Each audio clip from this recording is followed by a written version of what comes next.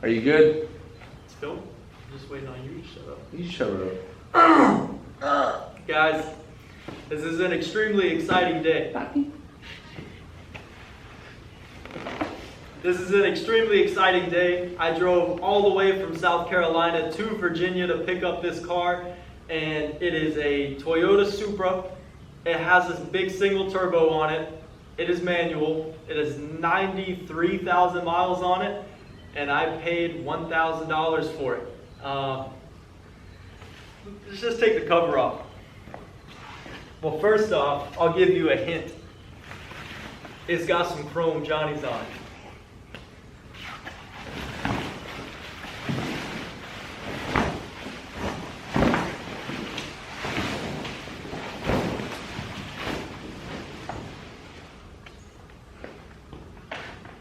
This was my first car. My very first car was a 1989 Toyota Supra, super red tube, gray cloth interior, and it was turbo, manual, had the R154 in it, and it was amazing. Besides the fact that it blew literally every radiator hose that was in the engine, and I wasn't intelligent enough to just replace them all at one time. It was an amazing car. I loved it so much. The smell of that old 80s car was just amazing. The way it drove was so cool. The interior is amazing. It just makes you feel like you're in something special. And I couldn't be any happier to have this car. No, this isn't my car. My car had 160,000 miles on it. This one has 93,000 miles on it. It supposedly has a built motor, but we're gonna see about that. And what the story of this car is I found it on Facebook for a guy was asking like 2,500 bucks, and I messaged him and said, hey, I'm interested in the car. I know it's gonna be a nightmare to get it back on the road again, and I'd be interested. I'll drive tomorrow all the way from South Carolina to come see you. It's like 6.5 hours if you can do $1,000 for it. And he was like, man, like, I really can't do that. I know the car is worth more money than that. And he's like, all right. So we eventually met smack dab in the middle at $1,000. I loaded up a trailer, drove all the way up to Virginia to go and pick it up. And it was as big, it doesn't run and drive. It has a lot of issues with it. However, the frame is clean. There's not a lot of rust. There's rust for sure, but it's not anything that's serious like on my old car was. The pinch welds going down the frame are straight. The body panels are all in great condition. They're at least repaintable, something that can all be fixed. The interior is really what I bought the car for. I've been looking to buy one of these cars for the last couple of years because I love them so much. Every dashboard I ever find in a car is cracked. This dashboard is not only not cracked, but it is literally flawless to the point where it looks like it just came out of the factory in 1989. Super happy with that.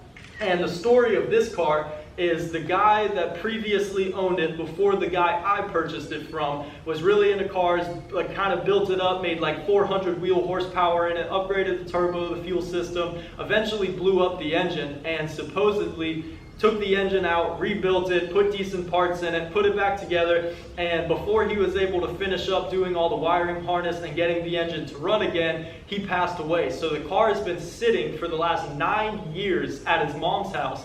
And this guy that I purchased it from used to be friends with the guy that originally owned the car, and he bought the car from his mom just to kind of help her out, and he decided it's too much of a project for him, so I ended up purchasing it from him. There's going to be a lot of ghosts we uncover with this car, literally, and I'm very excited to get started on it. The first thing I want to do is pull the engine out of it, and we're going to get started on that in the next video. However, my plans for the car is I originally purchased this to be a drift car. I'm going to be completely honest with you. I have a van, I have a trailer, I have access to tracks, and I really love doing performance driving, and I want to start learning it more. I bought this, I wanted to make it a drift car. It was cheap, I knew I could do it. The more I thought about it and realized, like, man, this is a really clean, nice car that I I'm in love with this car. I don't want to go bang it into walls. Especially, like, let's say I bang up this fender right here and I need to replace it.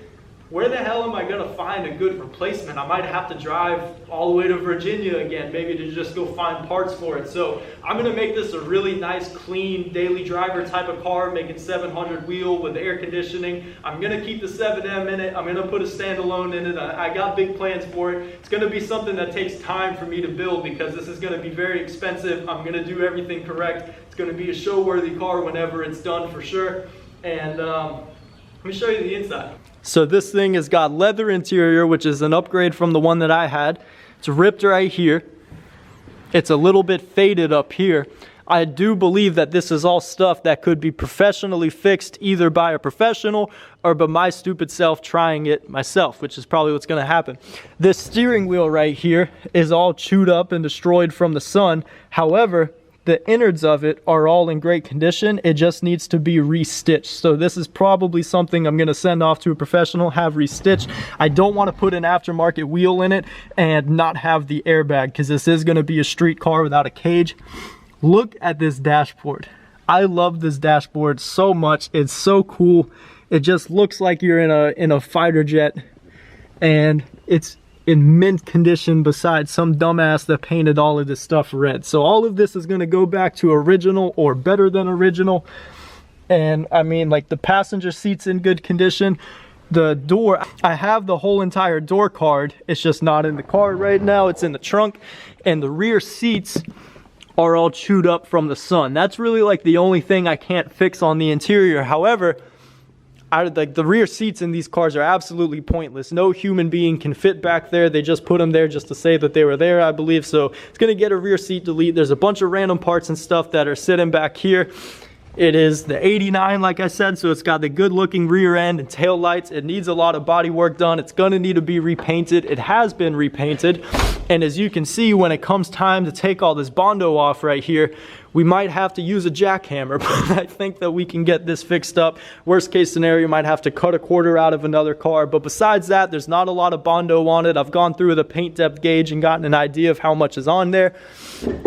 And what you've all been waiting for, 7M GTE, no shit.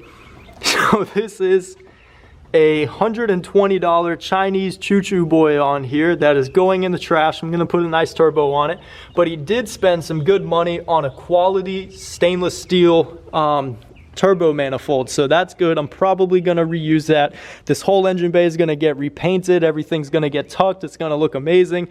Like I said, this motor should be rebuilt and ready to go. So I'm gonna tear it down, gonna make sure that everything is good to go on it, and we're gonna start that process today. But this is an absolute nightmare. There's a lot of upgrades that are gonna be made on it, but this is just a quick peek at the beginning of this. So I'm extremely excited for this project. This is something I've been wanting to do for many years, and I can't wait to actually start making any progress on it, because I want to be driving this thing as soon as possible. So next video is going to be us yanking the engine out of this, getting a start on it.